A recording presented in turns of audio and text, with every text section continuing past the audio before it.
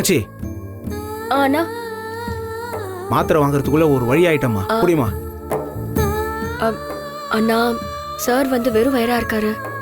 சாப்பிட ஏதாவது கொடுத்ததுக்கு அப்புறம் தான் மாத்திரை கொடுக்க முடியும். வெறும் வயித்துல மாத்திரை கொடுத்தா ஆகாதுண்ணா. தங்கச்சி நான் வேணா டீ போட்டு எடுத்துட்டு வரட்டுமாமா? இல்லண்ணா, ஜுரம் அடிக்கிறப்போ பால் செரிக்காது. வேணாண்ணா. இருக்கிறத வச்சு வேணா பிளாக் டீ போட்டுக்கலாம். நீங்க டீ தூள் சர்க்கரை மட்டும் எடுத்துட்டு வரீங்களா? சரிம்மா, நான் போய் உடனே எடுத்துட்டு வரேன். சரிங்கண்ணா.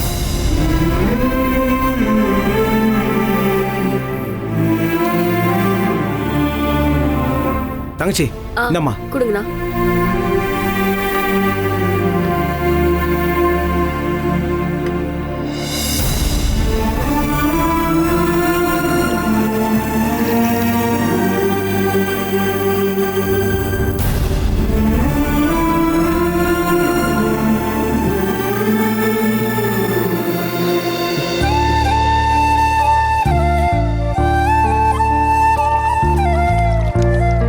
பாத்துமா.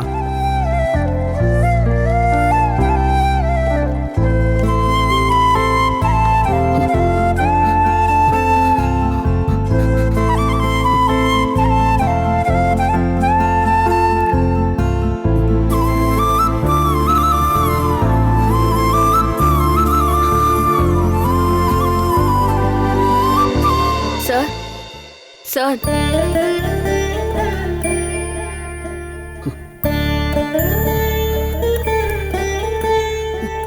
சார் இதோ வரமா. பாத்து. இருமா. அண்ணா புடிங்கண்ணா. சார் பாத்து சார்.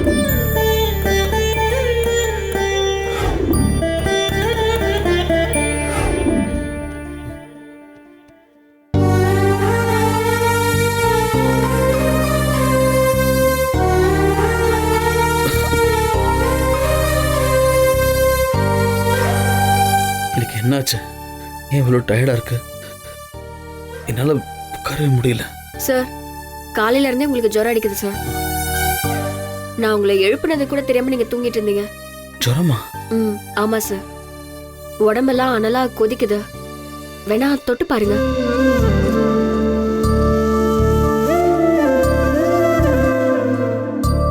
ஆமா, உடம்பு ஃபுல்லா கொதிக்குது. நான் பிளாக் டீ போட்டிருக்கேன். அண்ணா மாத்திரை வாங்கிட்டு வந்திருக்காரு. டீ குடிச்சிட்டு மாத்திரை போடுங்க. கொஞ்ச நேரத்துல சரியாயிடும் சார்.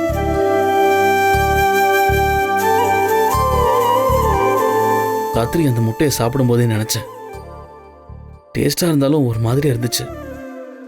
அதுல ஏதோ ஒரு பிரச்சனை இருந்திருக்கு.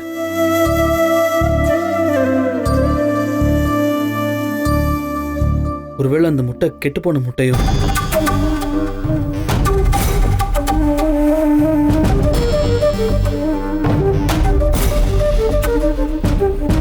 அண்ணா. தங்கச்சி நான் கிளம்புறேம்மா. ஒரு நிமிஷம் இருங்க. நீங்க தான் எனக்கு மாத்திரை வாங்கிட்டு வந்தீங்களா? ஆமா, அதுக்கு என்ன சார் இப்போ? எங்க வாங்குனீங்க? சார் மாத்திரை எங்க சார் வாங்குவாங்க? மெடிக்கல் ஸ்டோர்ல தான் வாங்குவாங்க. இல்ல, எதுக்காக கேட்டேன்னா, ஏற்கனவே கெட்டு போன முட்டையை சாப்பிட்டு வயிறு கெட்டு போயிருக்கு. இந்த நேரத்தில் கடைக்கார ஏதாவது எக்ஸ்பைரி ஆன மாத்திரை கொடுத்துருந்தா என்ன ஆகுறது? அதுக்காக தான் கேட்டேன். இவனெல்லாம் திருத்தவே முடியாது. எக்கேடாவது கெட்டு போன்னு விட்டுறணும். அண்ணா. சார் மாத்திரை எல்லாம் நல்ல மாத்திரை தான் சார். முதல்ல டீ குடிச்சிட்டு மாத்திரை போடுங்க. எந்த மெடிக்கல் ஷாப்லயும் எக்ஸ்பைரி ஆன மாத்திரையே தர மாட்டாங்க. இப்படி எல்லாத்துக்கும் குத்தம் குறை சொல்லிக்கிட்டு இருந்தா எப்படி சார்? இந்தாங்க புடிங்க சார். மாத்திரை இங்க வைக்கிறேன்.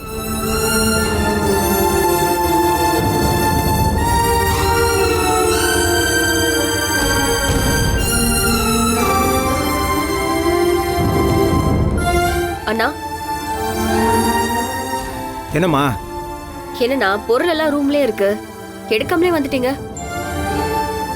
அண்ணா நான் வேணா ஸ்டவ் இப்பவே எடுத்துட்டு வந்து கொடுக்கட்டுமா? என்ன பொண்ணுமா நீ? உன் மேல கொஞ்சம் கூட அன்போ பரிதாபமோ நன்றியோ இல்லாத அந்த ஆளுக்காக இவ்வளோ கஷ்டப்படுற? என்ன பேச்சு பேசினாரு பாத்தியா? கெட்டு போன முட்டையா, எக்ஸ்பைரி ஆன மாத்திரையா? இந்த ஆளுக்கெல்லாம் ஈவி இறக்குமே பார்க்க கூடாதுமா. சாகட்டும்னு விட்டுறணும். விடுங்கண்ணா. அர்த்தமே இல்லாம நம்மள திட்டுறவங்கள பார்த்து பரிதாபம் தான் பண்ணுமே தவிர நம்ம கோவப்படக்கூடாது. அட போமா, அவர் விக்கல் நிக்கணுன்றதுக்காக தானே நீ அப்படி ஒரு பொய் சொன்ன. அதை கொஞ்சம் கூட புரிஞ்சுக்காம, நான் பக்கத்துல இருக்கிறது கூட கண்டுக்காம தாறுமாறா திட்டினாரு உன்னை. இப்ப இந்த மாதிரி மனசாட்சி இல்லாம பேசுறாரு அவரு. இப்பேற்பட்ட ஆளுக்கு எழுப்பி உட்கார வச்சு 10 போட்டு மாத்திரை வாங்கி கொடுத்தா என்னமா கேள்வி கேட்கிறாரு பாத்தியா? திங்கிறதுக்கு சோறு கிடையாது, காய்ச்சல் அடிக்குது. ஆனா திமிரு மட்டும் குறையவே மாட்டேங்குது. இதெல்லாம் பண கொழுப்புமா. இது மாதிரி ஆளுங்களெல்லாம் 4 வார்த்தை கேட்கணும். நீ என்னன்னா ரொம்ப அமைதியா இருக்கமா. அதை விடுங்கண்ணா.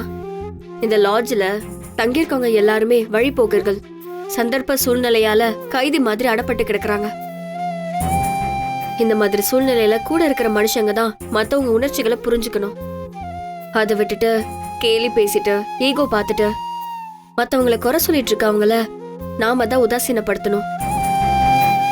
லைஃப்ல கடந்து போறதுன்னு ஒரு வார்த்தை இருக்கு. இந்த மாதிரி சூழ்நிலையில நாம அதை தானே கடைபிடிக்கணும். இந்த மாதிரி ஆளுங்க கூட நாம முட்டி மோதிட்டு இருக்க கூடாது. அவங்களோட வளர்ப்பு அப்படிதான் இருப்பாரு. காய்ச்சல் அடிக்குதுன்னு பரிதாபப்பட்டா உதவி பண்ற உங்களே நோகடிச்சிட்டாரு. இதெல்லாம் மனசுல வச்சுக்காதீங்கண்ணா. எனக்கு அவர்கிட்ட ஒரு 3 மாசம் கடன் இருக்கு. அது முடியற வரைக்கும் நான் எல்லாத்தையும் பொறுத்து தான் போகணும். ஏமா நீ ரொம்ப அப்பாவியா இருக்கியோன்னு தோணுதுமா. நீ சொல்றபடி வச்சுக்கிட்டாலும் இவர் சேரா இருந்தா நம்ம தாண்டி போயிடலாமா? உதகுழியா இருந்தா ரிஸ்க் தானே. தாண்டும் போது நீங்க தடுமாறுனா அவ்வளவுதாம்மா. நான் தடுமாற மாட்டேன். அப்படியே தடுமாற சூழ்நிலை வந்தாலும் உங்களை மாதிரி ஆளுங்க எனக்கு ஹெல்ப் பண்ணுவாங்க. பரவாயில்லம்மா, எனக்கு உங்க மனசு புரியுது. ஆனா இந்த மனுஷங்கிட்ட கொஞ்சம் ஜாக்கிரதையா இருமா. இந்த இடம் எனக்கு பல நிஜங்களை காட்டியிருக்கு. நான் பல பணக்காரங்களை பார்த்துருக்கேன். ஆனா இந்த ஆள் மாதிரி திமிரு பிடிச்சவங்கள நான் பார்த்ததே இல்லைம்மா. மனுஷனா மனுஷனா மதிக்கணும். இப்படி காலில் போட்டுலாம் மிதிக்க கூடாது. இங்க பாருமா, இனிமே உதவின்லாம் கேட்டு இந்த ஆளுக்காக வராத. நான் பண்ண உதவி எல்லாமே உன் முகத்துக்காக தான். அப்புறமா வந்து நானே ஸ்டவ்வை எடுத்துக்கிறேம்மா. நீ போமா. கொஞ்ச நாளைக்கு முன்னாடி இவரை பத்தி உண்மையை சொல்றதுக்கு எனக்கு உங்களை மாதிரி ஒருத்தர் கிடைக்கலையேனா.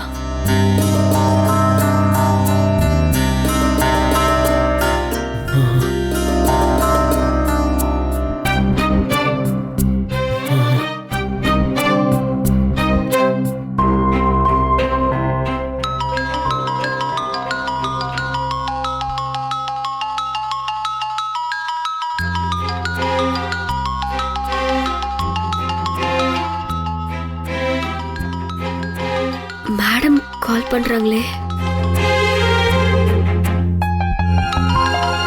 ஹலோ, போன் அசோக் கிட்ட கொடு.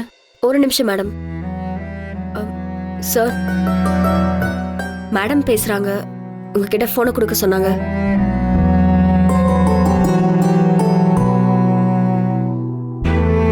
நீயே பேசி சமாளி. எனக்கு உடம்பு சரியில்லைங்கிறதெல்லாம் சொல்ல வேண்டாம். ஆ, கொஞ்ச நேரத்துல வேலை பேசியில் அவங்களே மறந்துடுவாங்க. சரிங்க சார். ஹலோ மேடம், சார் வந்து வாஷ்ரூம்ல இருக்காரு. ஓகே, வந்ததும் கால் பண்ண சொல்லு.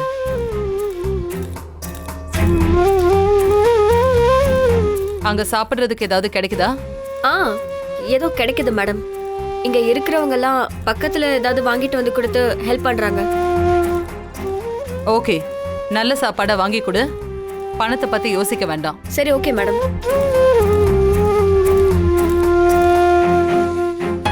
என்ன சொன்னாங்க? நீங்க வெளியே வந்ததும் ஃபோன் பண்ண சொன்னாங்க.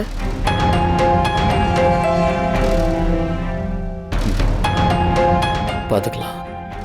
அவங்களா ஃபோன் பண்ற வரைக்கும் சமாளிச்சுக்கலாம்.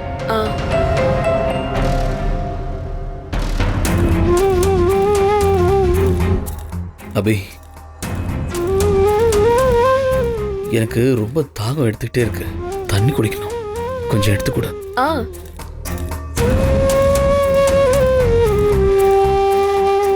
சார், இதெல்லாம் வேணாம். இதில் குடிச்சதுனால தான் எனக்கு ஃபீவரே வந்திருக்கும்னு நினைக்கிறேன்.